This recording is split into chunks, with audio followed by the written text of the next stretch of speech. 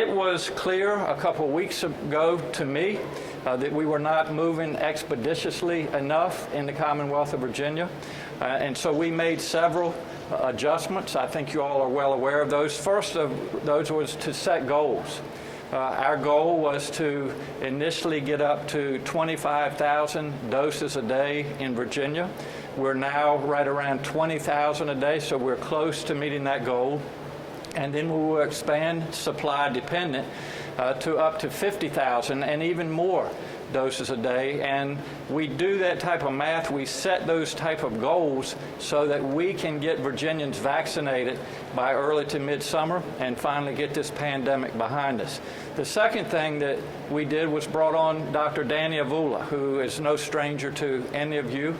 He has hit the ground running, has been on the job for less than 2 weeks now, but you've seen a tremendous response since he's been on the job, and again, we're up close to 20,000 doses a day, and I commend Dr. Avula. He already had a lot on his plate, and we put some more on it, but he has done an outstanding job thus far. Of the doses that we are getting, about 226,000 of those are earmarked for CVS and Walgreens.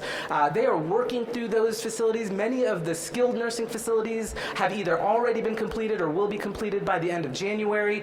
They are working to staff up. I had a conversation with their state leadership this week. I know other leaders at our state government also did, and so we're really trying to figure out what do we need to do to come alongside CVS and Walgreens to get through that population more quickly. They've got the vaccine, but there are challenges with that population, right? So many of our long-term care facilities are actually experiencing active COVID outbreaks, which means we've got to put off those vaccination events by a couple weeks or until things settle down in those communities. And then there's about 90,000 that are actually have already been administered, but there's a data gap. Either we need to do manual entry in those cases or ensure that the systems, the registration systems that those patients were registered on and that the vaccine was given to has an appropriate link to our state database, which is where we pull out all of the data.